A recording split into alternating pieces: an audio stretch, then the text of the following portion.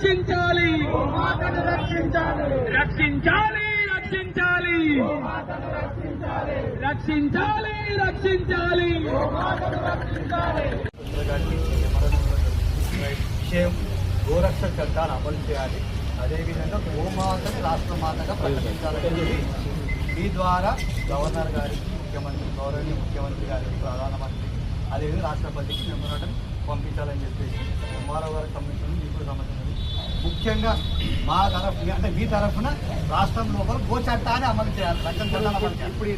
ఇప్పుడు ఈ టైంలో మీరు అందరు వచ్చారు కాబట్టి నేను కూడా మీకు ఒక సబ్మిషన్ చేస్తున్నా.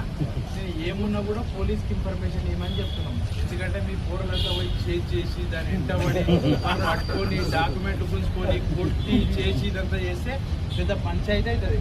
మొన్న మీరు ఒక పవన్ చెప్పిండు, వెంబడే వచ్చినాం, వెంబడే స్పాట్లో వచ్చినాము, పట్టుకున్నాము, కేసు కట్టినాము, ఏముంటే చేస్తాం. మన పిల్లలకు చెప్పండి, దాంతో న్యూసెన్స్ అవుతుంది, అనవసరంగా లేకపోతే ఇబ్బంది అవుతుంది. మన పోలీస్కి ఇన్ఫర్మేషన్ ఏమని చెప్పండి.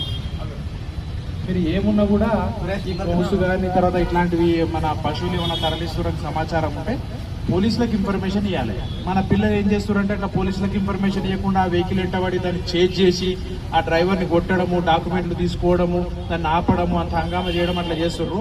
అట్లా చేస్తే మాత్రం కంపల్సరీ మీకు కేసు రిజిస్టర్ చేస్తాం దాని మీద. కాబట్టి మీరు అట్లా చేయకుండా మీ వంతు బాధ్యతగా మీకు ఏదైనా ఇన్ఫర్మేషన్ ఉంటే పోలీసు ఆ లోకల్ కన్సర్న్ పోలీస్ స్టేషన్కు ఇన్ఫర్మేషన్ ఇస్తే, లేదా నాకు ఇన్ఫర్మేషన్ ఇస్తే మేము ఆపుతాము. లీగల్గా దాని మీద ఎట్లా ఉంటే చట్టరైతే చర్య తీసుకుంటాం.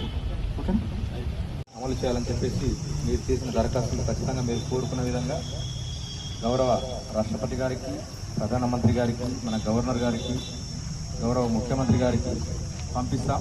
ఈ అంతా కూడా జిల్లా కలెక్టర్ గారికి పంపించి వారు తదుపరి అక్కడికి పంపిస్తారు. ఓకేనా? Thank you.